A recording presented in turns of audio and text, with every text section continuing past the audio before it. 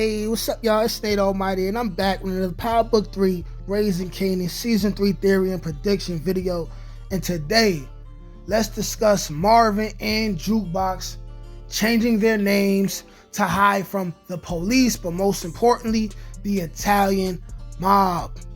Okay, now, there's a lot of speculation on the internet as to what is going to happen to Marvin, Lulu, Rock. It's very vague as far as what's going to happen with Lulu and Marvin. Okay, it's only hinted that Rock may be dead and OG Power from Kanan talking to Ghost, but in all the reality, nobody really knows.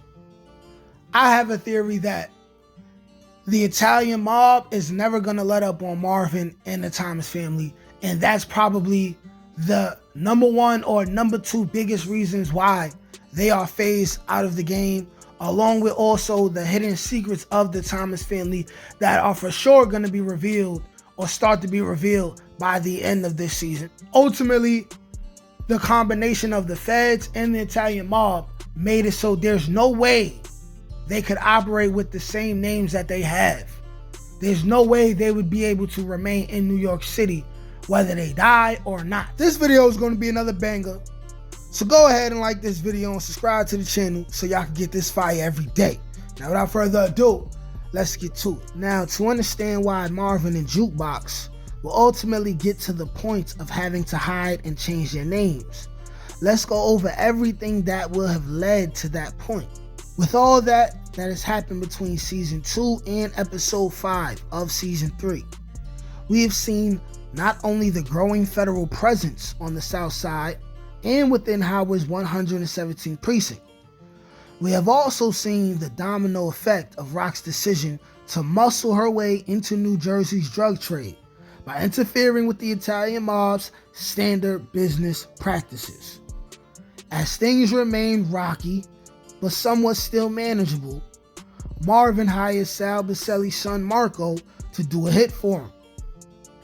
This hit was unsanctioned by Sal and the Italian mob and results in Marco's death. The honorable and fair thing to do would have been for Rock to hand Marvin over to the Italians for the loss of Marco's life.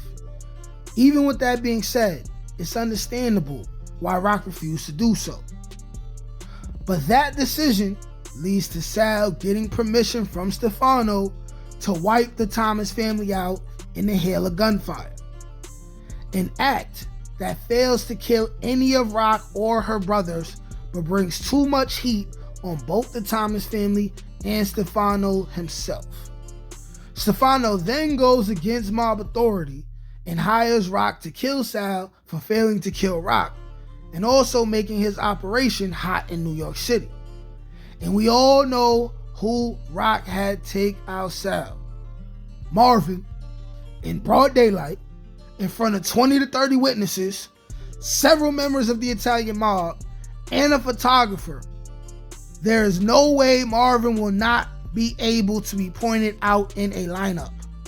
There is no way the feds will not come across the photographer's picture or pictures of Marvin as they investigate Sal's death. And once Marvin is identified as Sal's killer, there's no way the mob will rest until Marvin, Lou, and Rock are wiped off the map for their offenses. That's exactly how this thing is gonna go. And you better believe Stefano is going to act like he knows nothing at all. And Rock and the Thomas brothers won't have any proof Stefano put them up to it unless Stefano's hidden rat spoils the beans in some kind of way.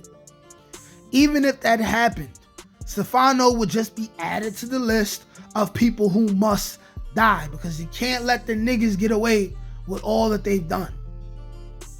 For all we know, it could be Stefano being stuffed into his own furnace by the end of this season. With that being said, there'd be nowhere the Thomas family can hide from the Italian mob in New York City or New Jersey. Also, we can see them all go into hiding after the police put them on the news revealing all of their real names and identities and aliases.